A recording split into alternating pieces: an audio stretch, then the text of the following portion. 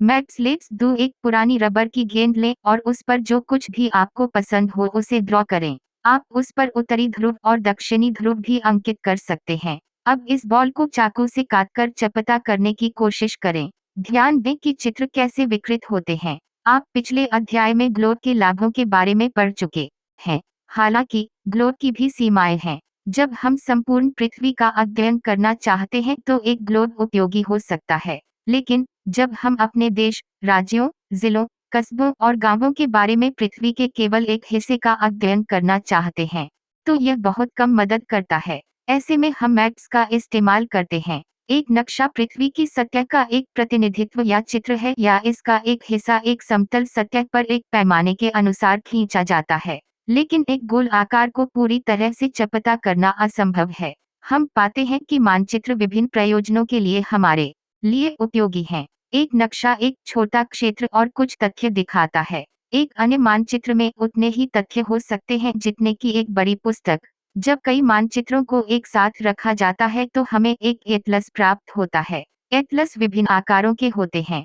माप विभिन्न पैमानों पर खींचे जाते हैं। मानचित्र ग्लोब की तुलना में अधिक जानकारी प्रदान करते हैं। वे विभिन्न प्रकार के होते हैं। उनमें से कुछ का वर्णन नीचे किया गया है। भौतिक मानचित्र पृथ्वी की प्राकृतिक विशेषताओं जैसे पर्वतों, पठारों, मैदानों, नदियों, महासागरों आदि को दर्शाने वाले मानचित्र भौतिक या राहत मानचित्र कहलाते हैं। राजनीतिक मानचित्र शहरों, कस्बों और गांवों और दुनिया के विभिन्न देशों और राज्यों को उनकी सीमाओं के साथ दिखाने वाले मानचित्र राजनीतिक मानचित्र कहलाते हैं। विषयगत मानचित्र कुछ मानचित्र विशिष्ट जानकारी पर ध्यान केंद्रित करते हैं, जैसे रोड मैप, वर्षा मानचित्र, वनों के वितरण को दर्शाने वाले मानचित्र, उद्योग आदि विषयगत मानचित्र कहलाते हैं। इन मानचित्रों में दी गई जानकारी के आधार पर उपयुक्त शीर्षक दिए गए हैं। मानचित्र के 3 घटक होते हैं: दूरी, दिशा और प्रतीक। डिस्टेंस मैप्स ऐसे चित्र हैं जो पूरी दुनिया या उसके एक हिस्से को कागज की शीट पर फिट करने के लिए कम कर देते हैं।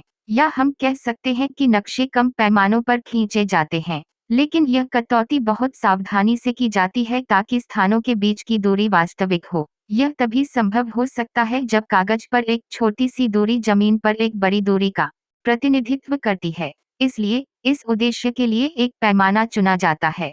पैमाना जमीन पर वास्तविक दूरी और नक्शे पर दिखाई गई दूरी के बीच का अनुपात है। उदाहरण के लिए, आपके स्कूल और आपके घर के बीच की दूरी 10 किमी है।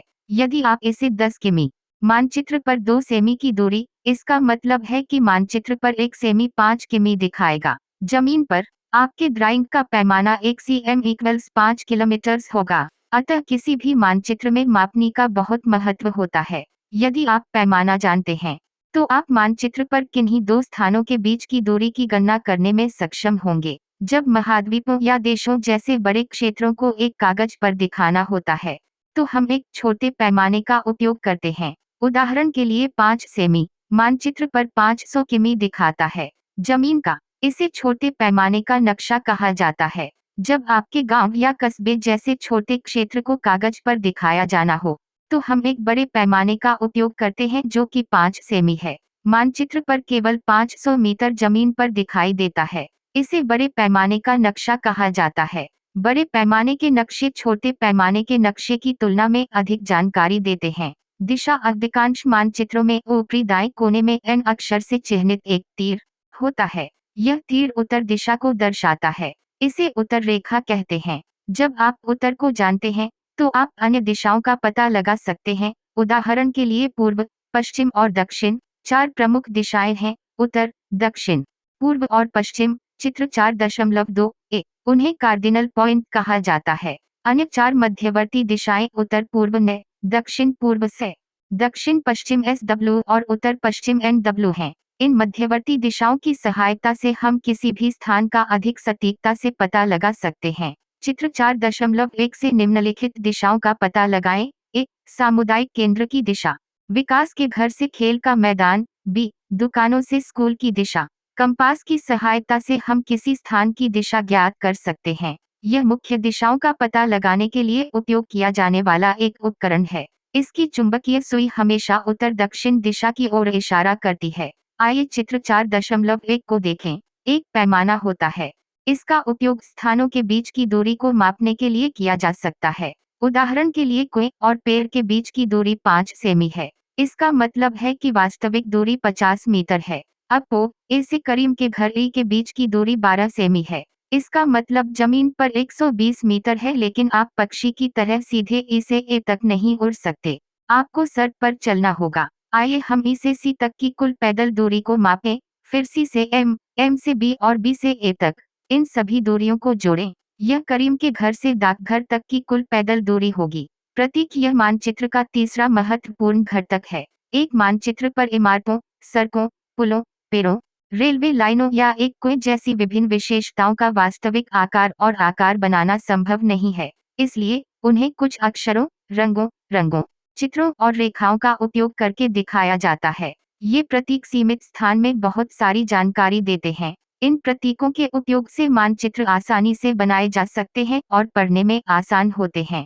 यहाँ तक कि अगर आप किसी क्षेत्र की भाषा नहीं जानते हैं और इसलिए किसी से दिशा निर्देश नहीं मांग सकते हैं, तो आप इन प्रतीकों की सहायता से मानचित्रों से जानकारी एकत्र कर सकते हैं। मानचित्रों की एक सार्वभौमिक भाषा होती है जिसे सभी समझ सकते हैं। इन प्रतीकों के उपयोग के संबंध में एक अंतर्राष्ट्रीय समझौता है। इन्हें पारंपरिक प्रतीक कहा जाता है। एक ही उद्देश्य के लिए विभिन्न रंगों का उपयोग किया जाता है। उदाहरण के लिए, आमतौर पर नीले रंग का उपयोग जल निकायों को दिखाने के लिए किया जाता है, भूरे रंग का उपयोग पर्वत के लिए, पीला पठार के लिए और हरे रंग का उपयोग मैदानों के लिए किया जाता है। स्केच एक स्केच मुख्य रूप से मेमोरी और स्पॉट ऑब्जर्वेशन पर आधारित एक ड्राइंग है, न कि स्केल करने के लिए।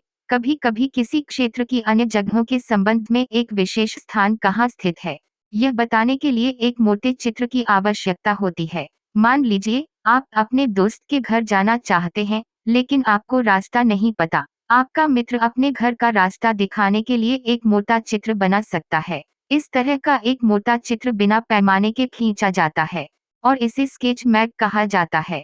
योजना एक बड़े पैमाने पर एक छोटे से क्षेत्र का एक चित्र है। एक बड़े पैमाने का नक्शा बहुत सारी जानकारी देता है, लेकिन कुछ चीजें ऐसी होती हैं जिन्हें हम कभी कभी जानना चाहते हैं। उदाहरण के लिए एक कमरे की लंबाई और चौड़ाई, जिसे नक्शे में नहीं दिखाया जा सकता है। उस समय हम उस पैमाने पर खींची गई रेखा चित्रों को संदर्भित कर सकते हैं, जिसे योजना कहा जाता है। एक, निम्नलिखित प्रश्नों के उत्तर संक्षेप में दें। ए, मानचित्र के 3 घटक क्या हैं? बी, 4 कार्डिनल दिशाएं क्या हैं? ग, मानचित्र का पैमाना पद से आप क्या समझते हैं? घ, मानचित्र ग्लोब की तुलना में किस प्रकार अधिक सहायक होते हैं? ई, मानचित्र और योजना के बीच अंतर करें। च, कौन सा नक्शा विस्तृत जानकारी प्रदान करता है? छ, मानचित्रों को पढ़ने में प्रतीक किस प्रकार सहायता करते हैं? 2, सही उत्तरों पर निशान लगाएं। ए, वनों के वितरण को दर्शाने वाले मानचित्र हैं। आई, भौतिक मानचित्र। आई, विषयगत मानचित्र। आई, राजनीतिक मानचित्र। बी, नीले रंग का उपयोग। आई, जल निकायों। आई, पर्वत। आई, मैदान। सी, मैप्स का उपयोग किया जाता है। डैश आई, प्रतीकों को दिखाने के लिए। आई, मुख्य दिशा खोजने के लिए। आई, दूरी मापने के लिए। डी, एक पैमाना आवश्यक है। आई, एक नक्शे के लिए। आई, एक स्केच के लिए। आई, प्रतीकों के लिए।